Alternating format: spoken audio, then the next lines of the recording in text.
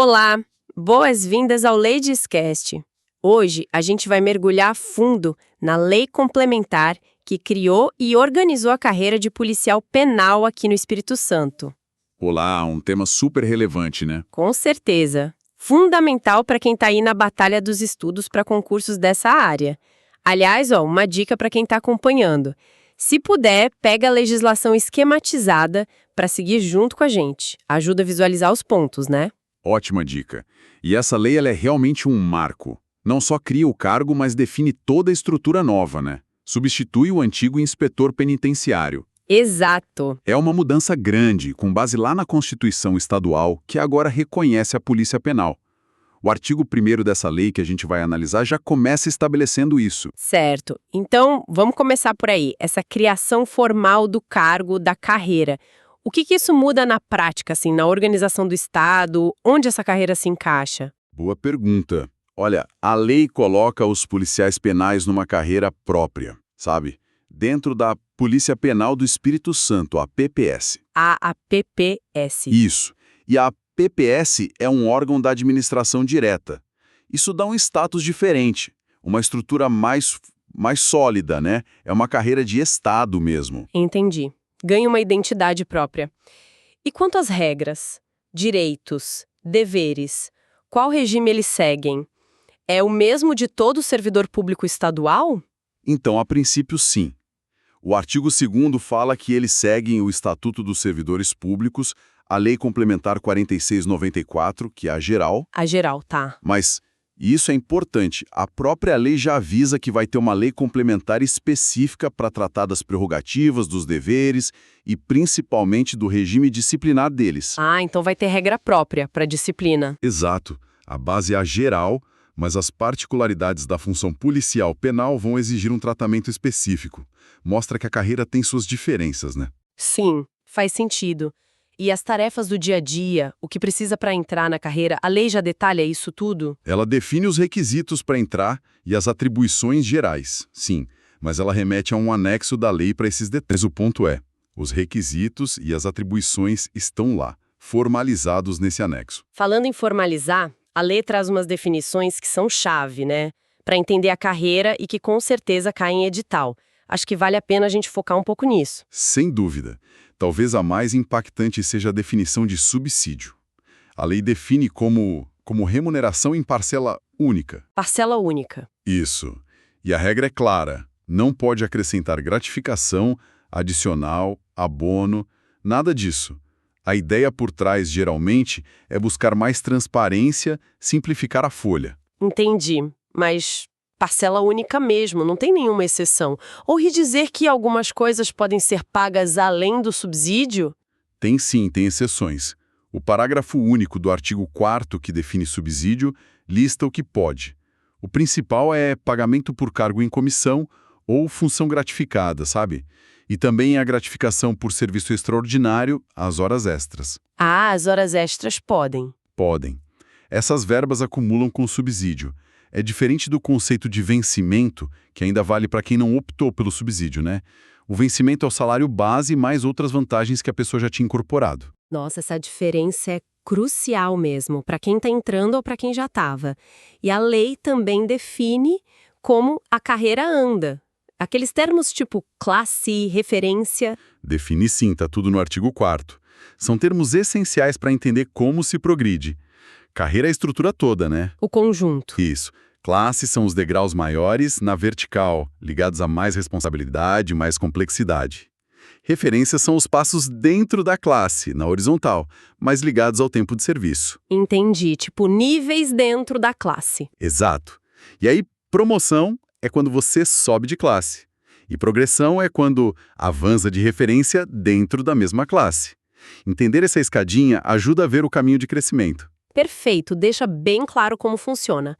Agora, vamos para a parte que, interessa muita gente que nos ouve. Como faz para entrar? O concurso público. Assim, a lei detalha bem as fases do concurso, lá no artigo 5º. É um processo, é longo e bem exigente. Imagino. Começa com a prova escrita de conhecimentos. Essa é classificatória e eliminatório. Ou seja, tem que ir bem e não pode ser eliminado. Exato. Quem passa, aí enfrenta uma sequência de exames só eliminatórios. O TAF, né? Exame de aptidão física. O famoso TAF. Esse mesmo. Depois, exame de saúde, psicotécnico e a investigação social para checar a conduta pregressa do candidato. Ufa! E depois disso tudo acabou? Não, ainda tem a última etapa. O curso de formação básica. E atenção, ele também é classificatório e eliminatório. Nossa, até o curso. Sim. Não basta só passar, tem que ter um bom desempenho ali também. E, importante, só vai para o curso quem passou em tudo antes e está dentro das vagas do edital, né? E durante o curso a pessoa já é servidora? Ganha alguma coisa? Ainda não é servidor efetivo, mas a lei garante uma bolsa de estudos durante o curso. É 50% do subsídio inicial da carreira. Ah, uma ajuda de custo, então. Isso, um auxílio enquanto está lá em formação integral. E a lei também permite, se tiver justificativa técnica, que o edital traga vagas com um número diferente para homens e mulheres. Entendi.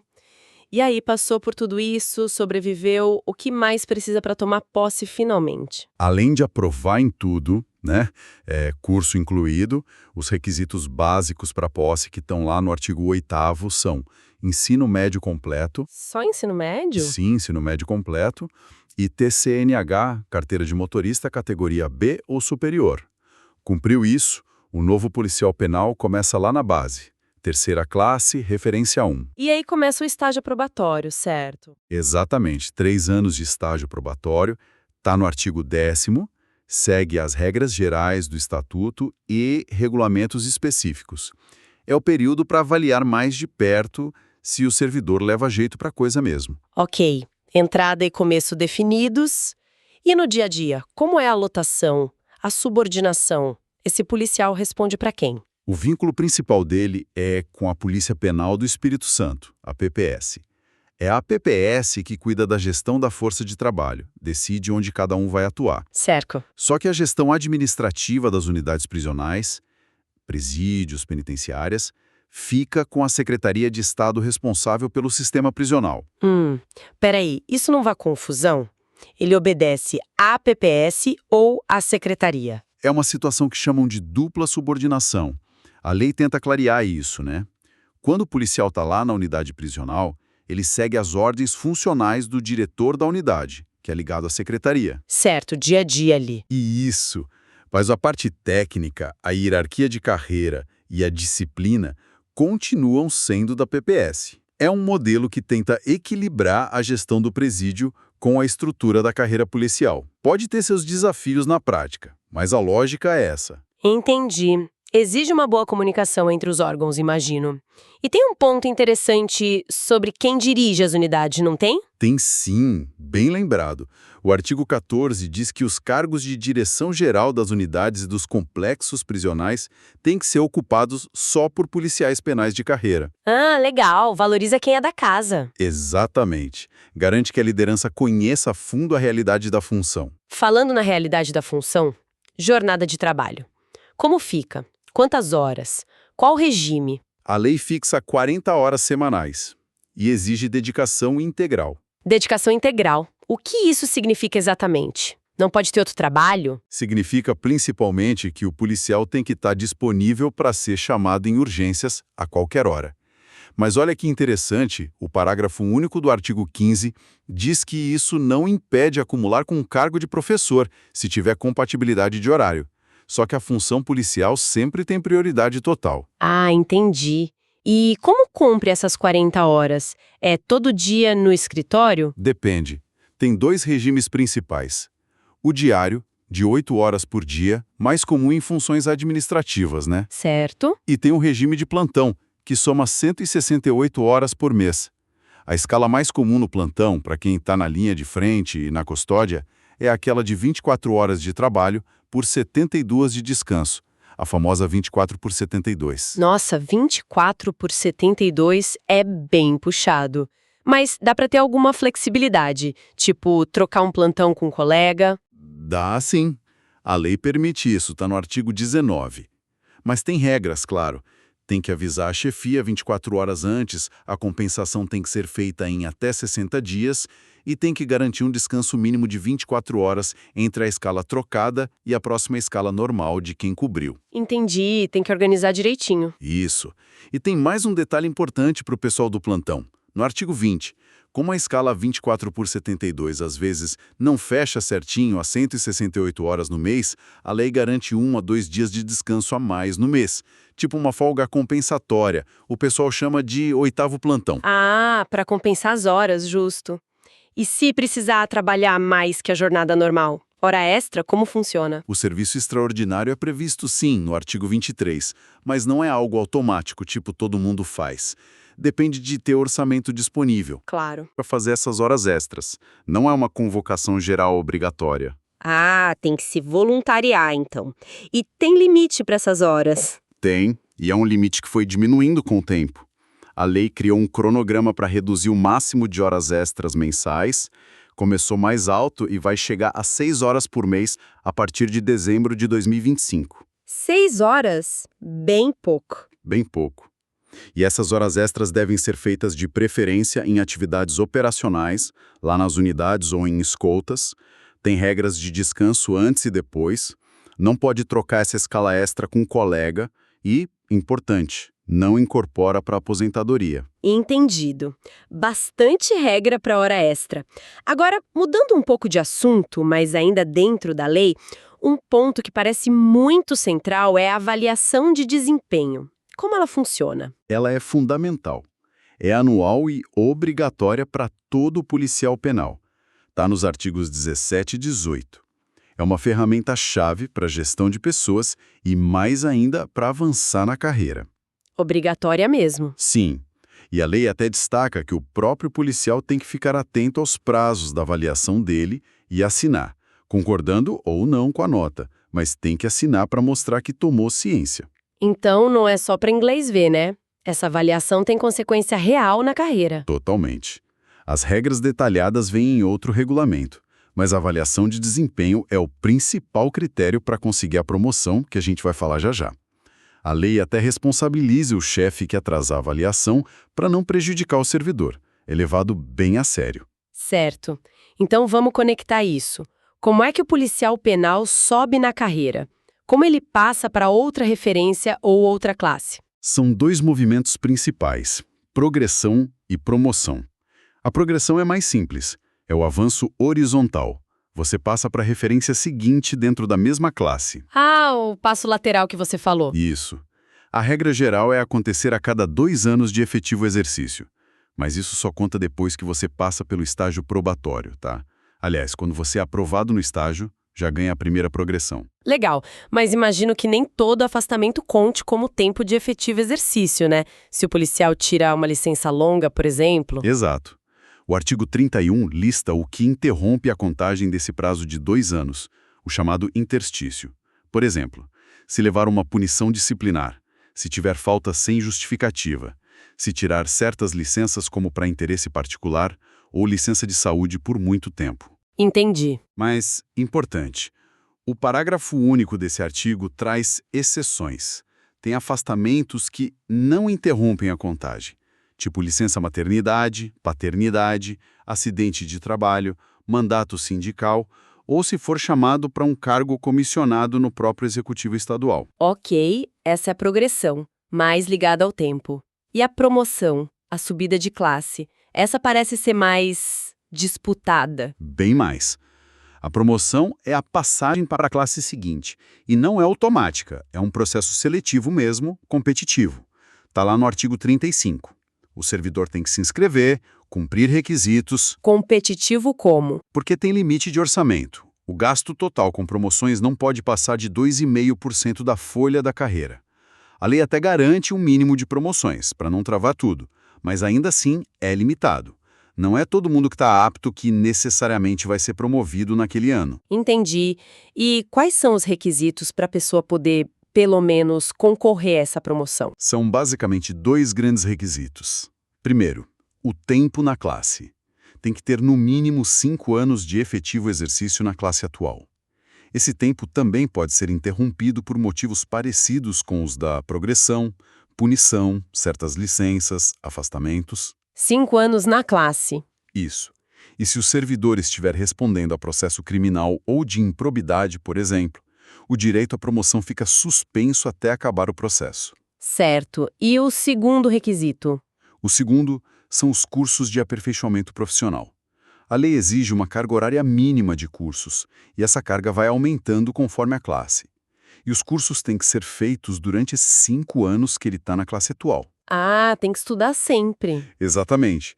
Para ir para a segunda classe, precisa de 200 horas aula. Para a primeira classe, 250H. Para a classe especial, 300 horas. É uma forma de forçar a atualização constante do profissional. Então, não basta o tempo. Tem que mostrar que se qualificou. E como é feita a classificação? Quem passa na frente na promoção? A classificação é por pontos. O artigo 38 detalha isso. Os critérios são a média das últimas avaliações de desempenho, que é o que pesa mais, vale até 60 pontos. A avaliação de novo. Sempre ela. Depois, conta ponto ter cursos de qualificação, aqueles mais longos, tipo pós-graduação, e cursos de aperfeiçoamento além do mínimo exigido. Isso vale até 40 pontos. E olha só, falta injustificada, tira ponto. Tira ponto. Sim, 1 ponto a menos por falta injustificada no período. A ideia é clara. Premiar quem tem bom desempenho no trabalho e quem investe em se capacitar. E como calcula essa pontuação na prática? A média das avaliações é simples, mas e os cursos? Qualquer curso vale? A média pega as últimas 5 avaliações válidas. Para os cursos, tem uma tabela específica na lei, no anexo 3, que dá os pontos para cada tipo de curso. Só valem os cursos concluídos dentro do período de 5 anos e que foram registrados na inscrição para promoção. Tem que registrar antes. Isso. Não pode usar o mesmo curso mais de uma vez para pontuar. E tem uma exceção. Cursos de qualificação feitos antes de entrar na carreira podem valer na primeira promoção. E se empatar, tem critério de desempate. Mais pontos de curso, mais pontos de avaliação, mais tempo na classe, mais tempo na carreira e, por último, a idade. Nossa, é um processo bem detalhado. Tem edital, inscrição, classificação, recurso. Parece burocrático, mas pelo menos é transparente, né? Exatamente esse o objetivo. Dar clareza, previsibilidade. A lei define até quem faz o quê. Tem uma comissão permanente de promoção, a área de RH que calcula o tempo, a academia da Polícia Penal que cuida dos cursos, tudo para garantir que seja organizado e baseado em critérios objetivos. A promoção sai com efeito a partir de 1º de julho de cada ano. Ufa! Promoção é quase um concurso dentro da carreira. Agora vamos para outro ponto super importante, principalmente para quem já era inspetor penitenciário quando a lei saiu. Como ficou a situação deles? Esse é um ponto nevrálgico, né? O artigo 52 foi direto ao ponto. Quem era inspetor penitenciário foi automaticamente enquadrado no novo cargo de policial penal. Ninguém ficou para trás. Automático. E a remuneração? Passaram para o subsídio também automaticamente? Não, aí foi diferente.